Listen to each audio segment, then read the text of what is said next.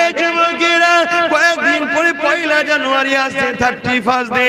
ওই রাতকে কেন্দ্র করে তুমি 100 নারীরা তারা গান বাজনা মদ জুয়া গেজা এমনকি ওই রাত্রে হাজারো নয় অনেক নারীর যোদ্ধা প্রসূতিদা পর্যন্ত নষ্ট হয়ে যায়। একটা নারীর কাছে তার আল্লাহ দেওয়া সব থেকে দামি সম্পদ হলো তার সতীদা। ওই সতীদাটাকে এইরকম বিশেষ বিশেষ দিন আছে এই দিনেতে নষ্ট করে দেয়। এ আমার কওমের ছেলে মেয়েরা শুনে রেখে দাও, 31 দিন বানানো প্রতিটা উম্মতে মুহাম্মাদির জন্য হারাম হারাম হারাম। ওই দিন উদ্দেশ্য করে খানা খেলে ওই খাবারটা খাওয়া তোমার জন্য হারাম। ওই শরীরে রক্তটা হারাম হবে। ওই রক্ত দিয়ে কখনো তোমার মাথায় ঢুকবে না। মসজিদটাকে বাঁচাতে গেলে কাকে সাপোর্ট করতে হয়? ওই রক্ত দিয়ে কখনো তোমার মাথায় ঢুকবে না। কবরস্থানের জন্য রক্ষা করতে গেলে কার পাশে থাকতে হয়? ওই হারাম খাবারকে তোমার রক্ত শরীরে ঢুকে গেলে আল্লাহর ওলিদের বাচ্চাদের সঙ্গে কিভাবে কথা বলতে এটা তোমার মাথায় ঢুকবে না। নবী আমার জানিয়ে দিলে আমার মাহবুবদের ঘরে যারা আঘাত দেবে, আল্লাহর ওলিদেরকে যারা আঘাত দেবে, কষ্ট দেবে, তাদের ঘরে যারা গালিগালাজ করবে, কটূক্তি করবে, তাদের জন্য 3টে শাস্তি এখনো দুনিয়ায় যতদিন থাকবে শুধু নেই নেই নেই অভাব অভাব অভাব বাবা। দ্বিতীয় নম্বর হলো তার যেখানে যাবে সে সম্মান পাবে না, সে বুঝতেই পারবে না, এমন কিছু কিছু করে ফেলবে। সে যদি নিজে থেকেই হয়ে যাবে, সে হয়তো চাইবে না এটা ঘটুক, কিন্তু তাকে আল্লাহ যদি করে দেবে। 3 নম্বর হলো সব থেকে জঘন্য তার মরণটা বেঈমান হালে হবে।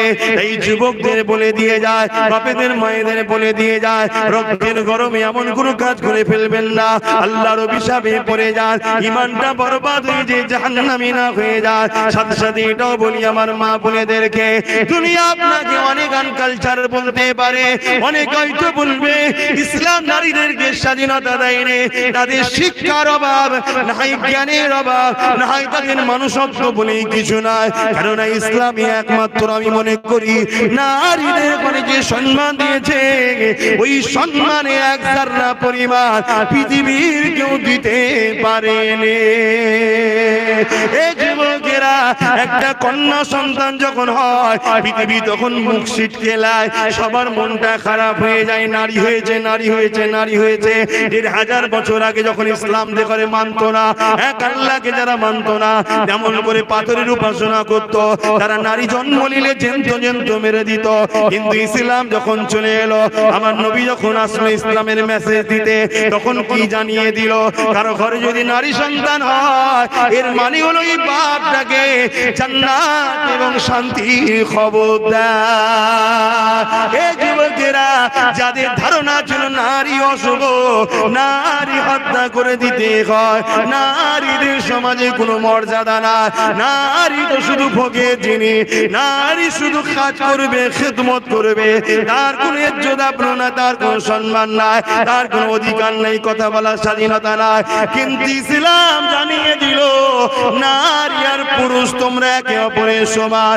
পুরুষের জামা হলো নারী, নারীর জামা হলো পুরুষ।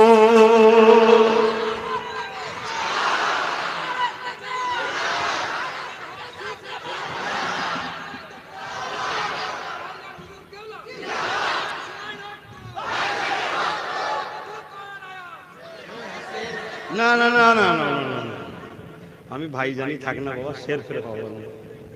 ঠিক আছে, তোমার বলাটা ভুল না, ঠিক আছে, কিন্তু আমি ভাই জানি থাকি না।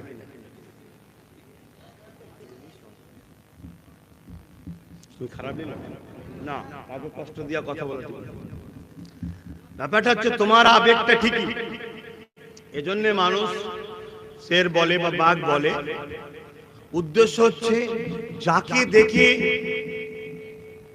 বা যার পর একে ভয় খাই সবাই, অর্থাৎ এখানে বলতে বুঝাচ্ছে কি যাকে দেখে জালিম ভয় খায়।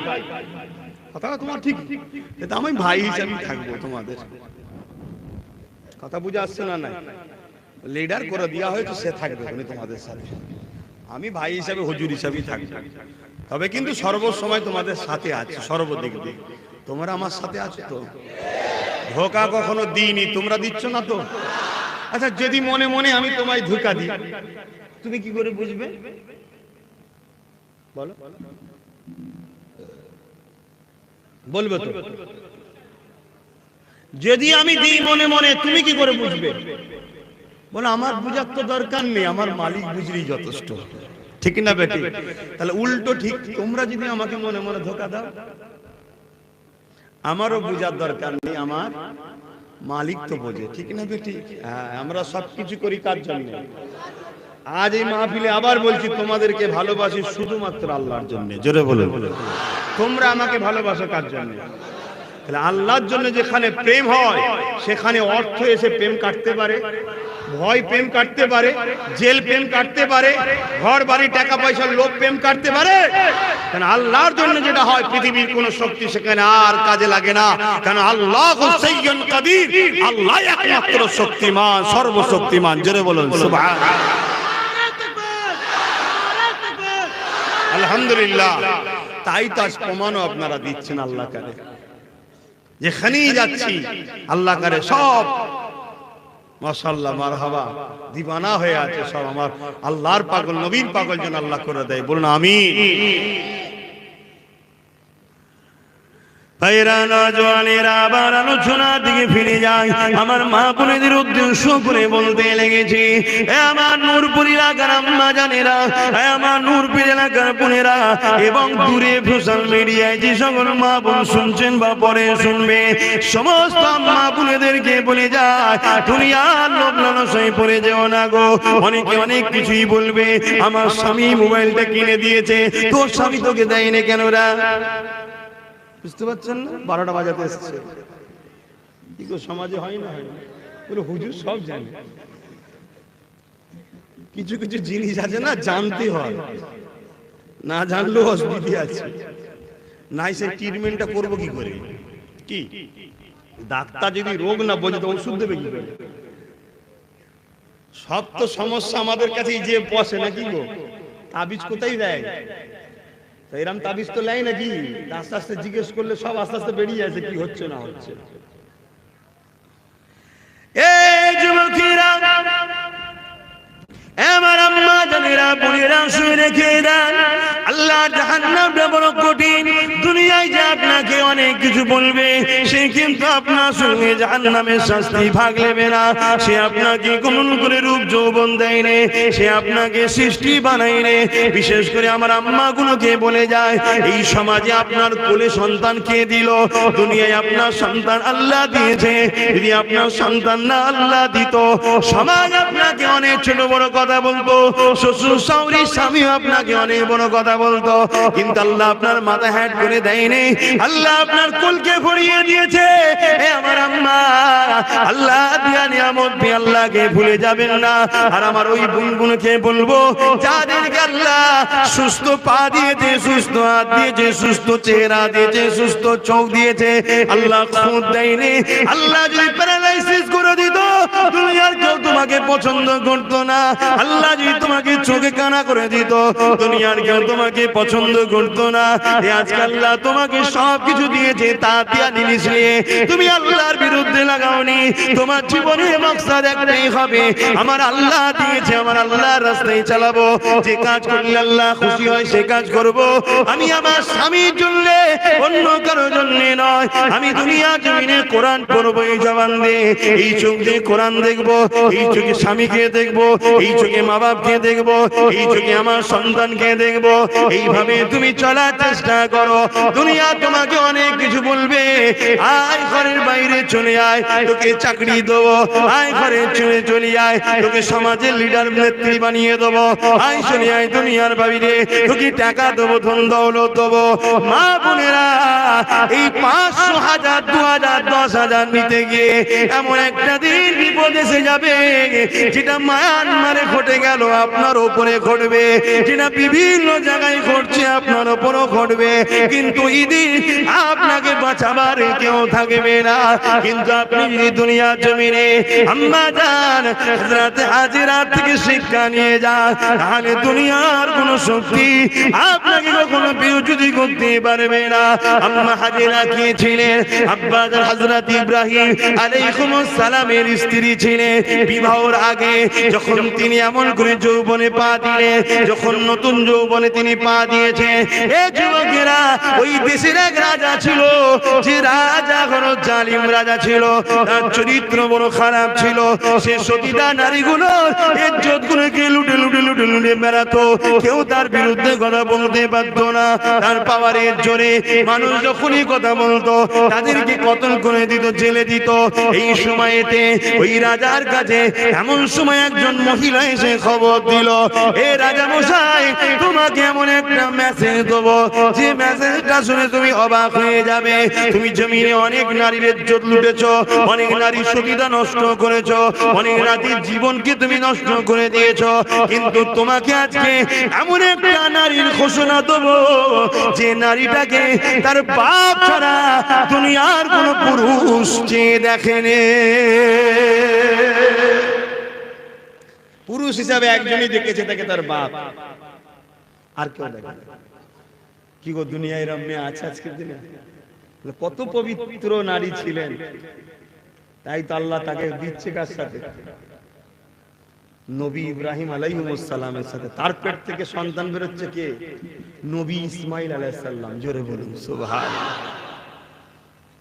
মা বোনেরা, এমন একটা সন্তানের আশা করো যে সন্তান তোমাকে হাত ধরে জান্নাতে নিয়ে যাবে। আর ওই আশা করতে গেলে নিজের রেহেমকে, নিজের শরীরকে পবিত্র রাখতে হবে। অনেক ত্যাগ স্বীকার করার ব্যাপার। তবে প্রেম, সবকিছু প্রেম। তুমি যদি আল্লাহকে প্রেম করে নাও, সব সম্ভব তোমার জন্য। এই কঠিন ঠান্ডায় মানুষ উঠে ভোরবেলা উজু করছে না, করে না, কিন্তু অনেকে দেখুন 10টায় উঠে মুখ দিচ্ছে। কেন ভাই? ও সেই উঠে বসে আছে, উজু করছে। প্রেম, প্রেম, অন্য কিছু নয়। ওকে ওর প্রেমের কাছে ঠান্ডা পানিটা হার মেনে গেছে। কেন? আল্লাহকে ভালোবাসে। জোরে বলুন সুবহানাল্লাহ। এই দুনিয়াতে অনেকে প্রেমে গরম আগুনে বসেছিল। হযরতে খাব্বাব নাম শুনেন না? গরম আগুন তৈরি করে তাকে বসিয়ে দিয়েছিল, তথাপিও তাকে সরাতে পারেনি। তার কোমরের গোশত পুরো শেষ হয়ে গেছে। কেন? ওর প্রেমটা এত গভীর ছিল, ওর প্রেমের কাছে দুনিয়ার আগুনের পাওয়ার হার মেনেছে, তাই তাকে আল্লাহ থেকে সরাতে পারেনি। জোরে বলুন সুবহানাল্লাহ।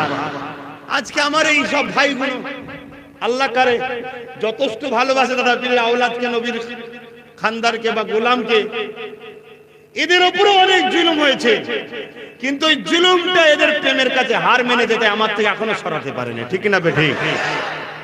এই প্রেমটাকে আর একটু বাড়াতে হবে। তোমাদেরকে নামাজের দিকে যেতে হবে, রোজার দিকে যেতে হবে, মুখে দাড়ি রাখতে হবে, মাথায় টুপি দিতে হবে, সুন্নতে লেবাস আনতে হবে, মা বাপকে ভালোবাসতে হবে। আশা করছি বাসো। আরে আস্তে আস্তে তো পরিবর্তন করো, একটা একটা করে ধরো, সব হয়ে যাবে। তাহলে কি হবে? দুনিয়া তো আমরা যে টার্গেটে আছি, একদিন কামিয়াব হব, পরকালও আমরা আল্লাহ জান্নাতে গিয়ে আল্লাহর দিদার পাবো। জোরে বলুন সুবহানাল্লাহ। দুনিয়া ছেড়ে দিতে আল্লাহ বলেন, দুনিয়াও ধরতে হবে। কারণ আল্লাহ শিখিয়েছে, রব্বানা আতিনা ফিদ দুনিয়া, আল্লাহ আমার দুনিয়াই ভালো দাও, ওয়া ফিল আখিরাতি হাসানা, তারপরে বলছে আখিরাতের ভালাই দাও। দুনিয়ার ভালাইয়ের মধ্যে দিয়েই তো আখিরাত পাবে। দুনিয়ার ভালাই কোনটা? সুদ খেলে? দুনিয়ার ভালাই কোথা? পরে গরিবের মাল ঝেড়ে খেলে? দুনিয়ার ভালাই কোথায়? কারো কিছু নামে ঘর বাড়ি এসেছে, সেটাকে নিজের নামে করে নিলে? দুনিয়ার ভালাই কোথা? মানুষের নামে মিথ্যা কেস দিয়ে থানায় বসে কিছু টাকা লেলিয়া, ওইটা কি না? হালাল ইনকাম করুন, যেটুকু আল্লাহ দিয়েছে খেয়ে নিজের স্ত্রী, বউ, বাচ্চা নিয়ে, মা বাপ নিয়ে আলহামদুলিল্লাহ আমি ভালো আছি। ওর আছে, ওর আছে, ওর আছে দেখে লাভ নেই। আমার আল্লাহ আমায় যেটা দিয়েছে এতে আমি খুশি। কি গো ছেলেরা, আমার ভাইয়েরা, পারবে তো? বলো না ইনশাআল্লাহ। চেষ্টা করলে হবে না? ভাইরা যুবকের আম্মা জান হাজেরা হুজুরের কথাটা একটু বলবো। আমার আম্মা বোনেরা, আম্মা হাজেরা অনেক বড় বড় সময় দিয়ে খেয়াল করে মেন জায়গায় বলি, অনেক খোঁজ খবর নিয়ে বাধা বিঘ্ন অনেক চেষ্টা করার পরে একদিন আম্মা জান ওই বাদশার হাতে ধরা পড়ে গেল। বাদশা বন্দি করে ফেলল, করে নিয়েছে রাজার ঘরে খাস কামরায় আম্মা হাজেরাকে দিয়ে বাইরে থেকে দরজা দিয়েছে। অনেক জঙ্গল টঙ্গল অনেক চেষ্টা করেছে নিজের ইজ্জতকে বাঁচানো। গভীর আমল করে রাজ দরবারের কাজ মিটিয়ে দিয়ে রাজা যখন ঘরে প্রবেশ করতে লেগেছে, অর্থাৎ আম্মা হাজেরা যে ঘরে বন্দী আছে ওই ঘরে প্রবেশ করতে লেগেছে। কেন? বাদশা বদমাইশ বাদশা, বাদশা চরিত্রহীন বাদশা, বাদশা জালিম বাদশা, বাদশা তার নোংরা খেয়াল মিটাবে বলে আম্মার ঘরে দিয়ে প্রবেশ করতে লেগেছে।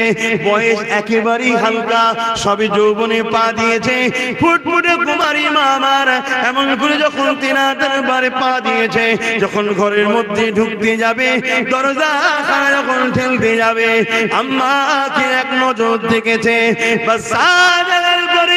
আম্মাও সঙ্গে সঙ্গে আসমানি দিয়ে ডাকলে বলেছে, আল্লাহ হাজেরা কখনো নিজের খুশি মনে একটা পাখি তোমার বিরুদ্ধে আগাইনে, সর্বসময় নিজেকে ঢেকে রেখেছিল। কেন? তুমি খুশি হবে, সর্বসময় নিজেকে পর্দায় রেখেছিল। তুমি খুশি হবে, সর্বসময় বেগানা পুরুষ থেকে দূরে রেখেছিল। তুমি খুশি হবে, তার জন্য জঙ্গলও পালাতে হয়েছে, অনেক কিছু করেছি আল্লাহ, কিন্তু আজকে আমি ফেসে গেছি। এই জালিমের সঙ্গে লড়াই করে আমি মেয়ে ছেলে পারবো না, তাই আপনার গায়ে সাহায্য করি। এই অসহায় সময় আপনি আমার জন্য যথেষ্ট, আমি তো আপনার জন্যই করেছিলাম। আজ আমার পবিত্রতাকে আপনি রক্ষা করবেন। বলাও শেষ হয়ে যায়। আম্মা দেখতে পেলেন আমার আল্লাহ সাইয়ুল কাদির, তিনি কি না পারে ওই রাজার ঘর, মার্বেল মকমল লাগানো দামি ঘর, রাজার ঘর, ওই পাকা জমিনের উপরে দেই আমার আল্লাহ রাজাকে এক হাঁটু পরিমাণ পুঁতে দিল। আরো জোরে বলো,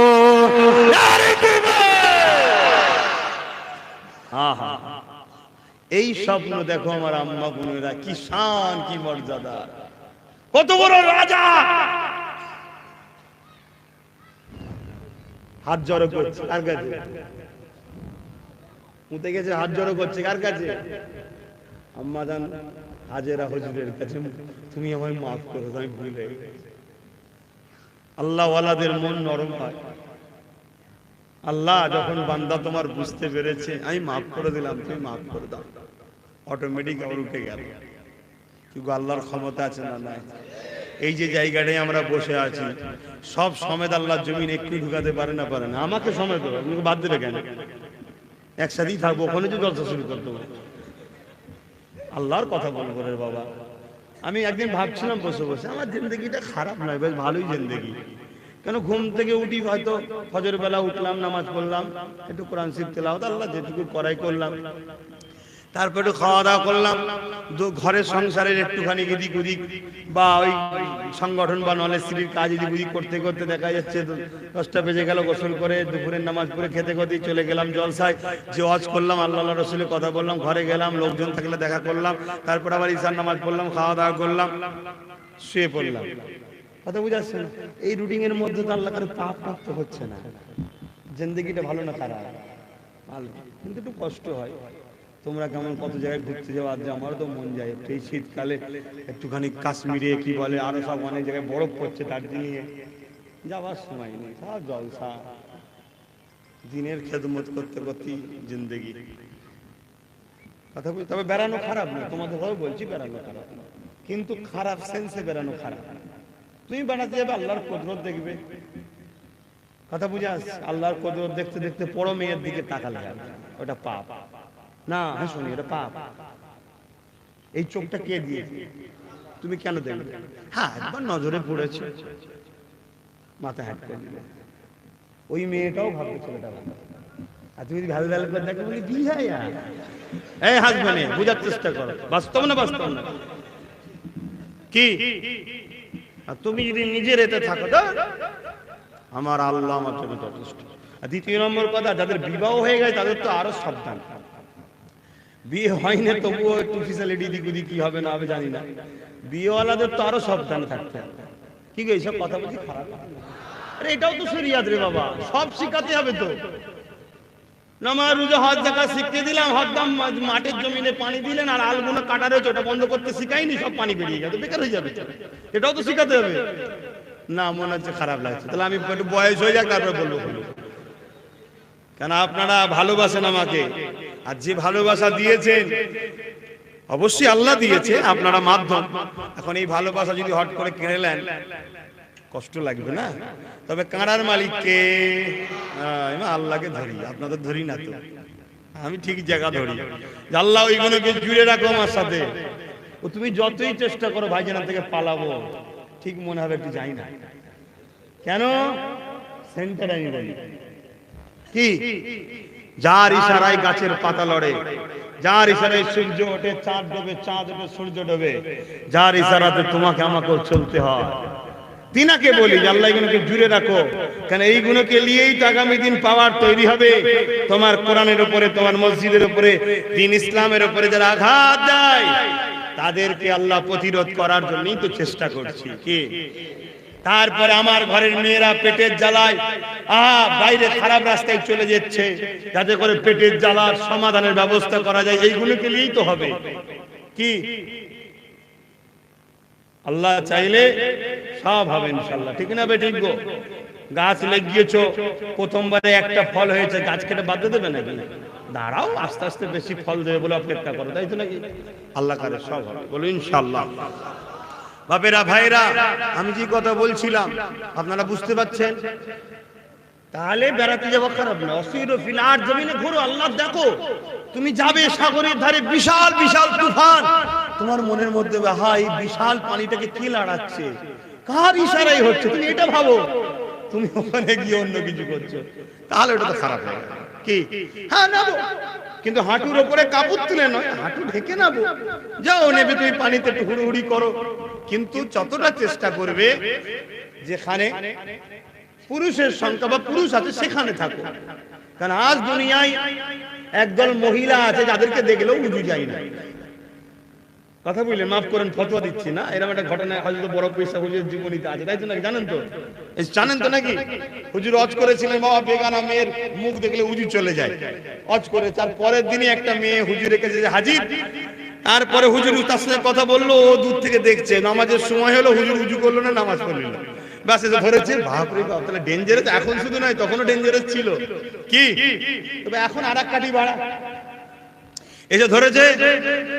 তখন তো তবু সামনে এসে ধরতো, এখন তো সামনে সামনে অতটা ধরে নেই। এসে ধরেছে, হুজুর আপনি কালকে ওয়াজ করলেন বেগানা মেয়ের মুখ দেখলে উজু চলে যায়, আপনি আমাকে দেখলেন, তারপরে উজু করলেন না। হুজুর মুচকে এসে বললেন, যা ঘরে যে বলে একটা শুনে শুনে চাইছে। ও ঘরে যে ঢুকেছে, সব দরজা জানলা দিচ্ছে, খটাং খটাং আওয়াজ হচ্ছে, আর হচ্ছে। ও তো মাথায় ঢুকে, কই গো কে আছে বাড়িতে? এটা শুয়ে শুতে চাইছে, দেখছে এটা ছিদ্র দিয়ে একটা কাগজে কাপড় জড়ানো, তাতে সুই সুতো লাগানো আছে, বার করে দিচ্ছে। ও অত মেহেন্দি করে নিয়েছে, ওর মাথায় তো একটা কথা ঢুকছে, হুজুর কালকে সাইজ করে ফেলবো, ধরে ফেলেছি হুজুরের ফতোয়া। কি যে যার খেয়ালে আছে, হুজুরের ভুল কি করে পাওয়া যায়? যেমন আমার ওয়াজে যদি কিছু একটা খুঁত পেয়ে যায়, বাপ রে বাপ, একদল লোক যেন মনে হয় কি নিয়ামত পেয়ে গেল, হই হই হই করে ফেলে। তারপরেও দেখলো দিনের শেষে কি তার কথা কেউ গুরুত্বই দেয়নি। কি সেই আল্লাহ করে আমার ভালোবাসার মানুষের সঙ্গে আল্লাহ আমাকে ঠিক জুড়ে রেখেছে। তাই আল্লাহ শুকরিয়া আদায় করে আমি বলি আলহামদুলিল্লাহ। আর আপনারা যদি আমার সঙ্গে জুড়ে থেকে খুশি হন, তাহলে আপনারাও চিৎকার দিয়ে বলুন আলহামদুলিল্লাহ, মাশাআল্লাহ। আল্লাহ যেন একসাথে জান্নাতটা দেয়, বলুন আমিন। কেন যতজন এক জায়গায় বসেছি, আমরা সবাই যদি জান্নাত হয়ে কত খুশি হব না? ওই যে সব দাঁড়িয়ে আছে, আর আছে গেঞ্জি পরে, প্যান্ট পরে, হ্যাঁ লেবাসে ভুল আছে, কিন্তু ভেতরটা যদি ভালো থাকে, আল্লাহ ঠিক সময় লেবাস খুলে পায়জামা পাঞ্জাবি মাথায় টুপি দাঁড়ি হজ করি একদম ফিট চাকাচাক করে দেবে ইনশাআল্লাহ, ঠিক না বেটি? কি তবে নিজেকে একটা চেষ্টা করতে হবে যে জলসা মাহফিলে যাবো একটু সেজে গুজে যায়। আর ব্যাপারটা কি জানেন, আবার আমি হয়তো কাজ, অনেক লোক কি হয় মাইকের আওয়াজ হয়তো রাস্তায় শুনতে পেয়েছি, ভাইজানের কলারে হয়তো কোথায় যাচ্ছিল, টাকা নিতে হয়তো টাকা দিয়ে যাচ্ছিল, টাকা পরে হবে বসে পড়েছে, এইরকম হালে অনেকে থাকে কি, ওই জন্য বেশি কিছু বলি না, তবে চেষ্টা করবে এলাকার ছেলেরা আস্তে আস্তে মাহফিলে পরিবর্তন হওয়া। আল্লাহ সাহেব হিফাজত করুক। একসাথে যদি সবাই দেখা হয় তখন মনটা খুশি হবে, আর আমি গেলে তোমরা খুশি হবে না? হবে না? তোমরা বলো হয়তো আমাদের ভাইজান এসে গেছে, আমাদের বাবাজি এসে গেছে, আর আমি যদি বাদ পড়ে যাই তোমাদের দিলটাই কষ্ট হবে যে হারে সেই মানুষটা কত অজ করতো আর করতো, বুঝাতো, যার কথা শুনে আমরা পরিবর্তন হলাম, সে কোন কারণে ধরা পড়ে গেল। মনে আঘাত লাগবে না? লাগবে না? আমার জন্য দোয়া করো যেন আল্লাহ আমাকে এমন কোন রাস্তায় না চলি, এমন কোন কাজ না করে ফেলি যার জন্য আল্লাহ রহমত থেকে বঞ্চিত না হয়ে যায়। আল্লাহ যেন আমাদেরকে জান্নাতি করেন, বলুন আমিন। এবং অনেক আম্মা আছে, বোন আছে আমাকে ভালোবাসে, তাদেরকে আমি চিনি না, কেন? দেখাশোনা শরিয়াতে নিষেধ আছে, কথা বুঝাচ্ছে না? কিন্তু কিয়ামতের দিন আল্লাহ পরিচয় করে দেবে, এই আব্বাস এ তোকে ছেলের মতো ভালোবাসতো, একে তো ভাইয়ের মতো ভালোবাসতো, একসাথে সব জান্নাতে বসাবে। জোরে বলুন সুবহানাল্লাহ, বলুন আল্লাহুম্মা আমিন। আমি গল্প বলছি না, ওয়াজ করছি, এই কোরআন হাদিসের কথাই বলছি। বিশ্বাস হচ্ছে তো নাকি? কি নিয়ামত আল্লাহকে। আল্লাহ অনেক ভালোবাসে আমাদের ঘরে।